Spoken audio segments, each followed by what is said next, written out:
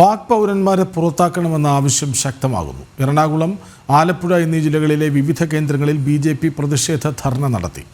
TP. Sindhumol, എ.എൻ. Radhakrishnan തുടങ്ങി BJP നേതാക്കൾ ധർണയ്ക്ക് നേതൃത്വം നൽകി. പാക് പൗരന്മാരെ പുറത്താക്കാനുള്ള നടപടികൾ വേഗത്തിൽ കൈക്കൊള്ളണമെന്നാവശ്യപ്പെട്ടാണ് ബിജെപി സംസ്ഥാനമെമ്പാടും പ്രതിഷേധം സംഘടിപ്പിച്ചത്. പ്രതിഷേധത്തിന്റെ ഭാഗമായി എറണാകുളത്തും ആലപ്പുഴയിലും വിവിധ കേന്ദ്രങ്ങളിൽ ധർണ നടന്നു.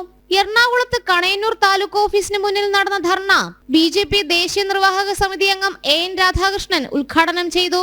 എറണാകുളം സിറ്റി ജില്ലാ അധ്യക്ഷൻ എസ്. ഷൈജു പരിപാടിക്ക് നേതൃത്വം നൽകി.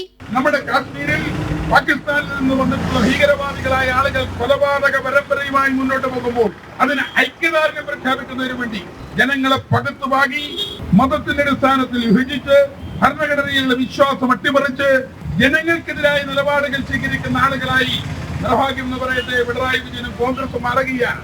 ഇവരാണ് പാകിസ്ഥാൻ ചാരന്മാരായ ആളുകളെ സംരക്ഷിക്കുന്നത്. ആലപ്പുഴ നോർത്ത് ജില്ലയുടെ നേതൃത്വത്തിൽ കളക്ടറേറ്റിന് മുന്നിൽ സംഘടിപ്പിച്ച ധർണ ബിജെപി സംസ്ഥാന വക്താവ് ടി.പി. സിന്ധുമോൾ ഉദ്ഘാടനം ചെയ്തു. നോർത്ത് ജില്ലാ president advocate P K. Binoy, Arun Aniruddhan തുടങ്ങിയവർ പങ്കെടുത്തു.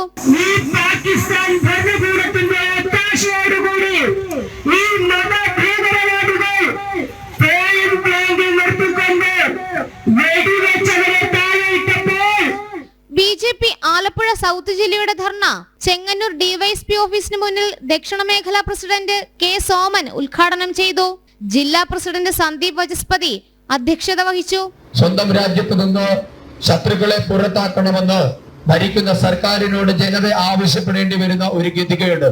അതാണ് ഇന്ന് കേരളത്തിലെ പിണറായി വിജയൻ ഭരിക്കുന്ന സർക്കാർ ഈ രാജ്യത്തെ 3.5 കോടി ജനങ്ങളോട് ചെയ്യുന്ന ദ്രോഹം. ജനം, കൊച്ചി.